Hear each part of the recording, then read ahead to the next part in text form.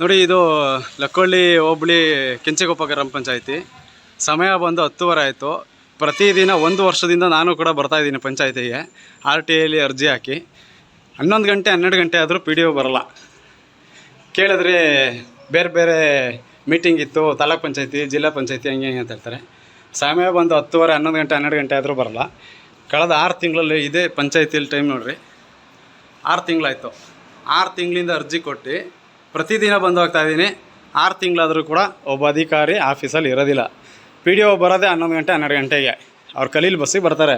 ಅವ್ರು ಬಂದು ಮೂಲತಃ ಲಿಂಗದಳ್ಳಿಯಿಂದ ಇಲ್ಲಿಗೆ ಬರಲಿಕ್ಕೆ 11:30, 12 ಗಂಟೆ ಮಾಡ್ತಾರೆ. ಇಲ್ಲಿ ಬಂದು ಬಿಲ್ ಕಲೆಕ್ಟ್ರಿಗೆ ಬಿಲ್ ಕಟ್ಟಕ್ಕೆ ಬಂದ್ರೂ ಕೂಡ ಬಿಲ್ ಕಲೆಕ್ಟ್ರು ಕೂಡ ಕೈ ಸಿಗೋಲ್ಲ. ಹೇಳಿದ್ರೆ ನಾವು ಪ್ರತಿದಿನ ಕರ ವಸೂಲಿಗೆ ಹೋಗ್ತೀವಿ. ನೋಡಿರಿ, ಈಗ ಬರ್ತಿದ್ದಾರೆ PDO. 10:30 ಆಯಿತು. ಅವ್ರು ಬರೋದೇ ಪ್ರತಿದಿನ 1 ವರ್ಷದಿಂದ ಬರ್ತಾಯಿದ್ದೀನಿ. 1 ವರ್ಷದಿಂದನೂ ಇದೇ ಟೈಮಿಂಗ್ಸು. ಮತ್ತು 6 ತಿಂಗಳು ಲಕ್ಕೊಳ್ಳಿಗೂ ಮತ್ತು ಇಲ್ಲಿಗೂ 2 ಜಾಗದಲ್ಲೂ ಕೂಡ ಪ್ರಭಾರ ಇರ್ತಾರೆ. ಪ್ರಭಾರ ಇದ್ದರೆ ಹೇಳೋದವ್ರು ಏನಂದರೆ 12 ಗಂಟೆಗೆ ಬಂದರೆ ಲಕ್ಕೊಳ್ಳಿಗೆ ಹೋಗಿದೆ ಅಂತಾರೆ. ಲಕ್ಕೊಳ್ಳಿ ಪಂಚಾಯತಿಗೆ ಹೋದರೆ ಲಕ್ಕೊಳ್ಳಿ ಪಂಚಾಯತಿಲೂ ಸಿಗೋಲ್ಲ. ಈಗ 1 ತಿಂಗಳಿಂದ ಇದೇ ಜಾಗದಲ್ಲಿ ಕೆಲಸ ಮಾಡ್ತಾಯಿದ್ದಾರೆ. ಅಲ್ಲಿ PDO ಲೀವ್ ಮುಗಿಸ್ಕೊಂಡು, ರಜಾ ಮುಗಿಸ್ಕೊಂಡು ಅವ್ರ ಕರ್ತವ್ಯಕ್ಕೆ ಅವ್ರು ಹಾಜರಾಗಿರ್ತಾರೆ. ಇಲ್ಲಿ ಬಂದರೆ ಪ್ರತಿದಿನ ಬರೋದು 10:30ಗೇ, 11 ಗಂಟೆಗೇ, ಮತ್ತು ಹೋಗೋದು 3:30 ಬಸ್ಸಿಗೆ. ಸಾರ್ವಜನಿಕರಿಗೆ ಹೆಂಗೆ ಸಿಗ್ತಾರೆ? ಬಿಲ್ ಕಲೆಕ್ಟ್ರ್ ಕೇಳಿದ್ರೆ ನಾನು ಊರೊಳಗೆ ಕಲೆಕ್ಷನಿಗೆ ಹೋಗಿದ್ದೀನಿ ಅಂತಾರೆ. ಫೋನ್ ಮಾಡಿದ್ರೆ ನಾಟ್ ರೀಚಬಲ್ ಬರುತ್ತೆ. ನಮ್ಮ ಈ ಭಾಗದಲ್ಲಿ ಈ ಪಂಚಾಯತಿಗೆ 5 ಹಳ್ಳಿ ಮಾತ್ರ ಸೇರುತ್ತೆ.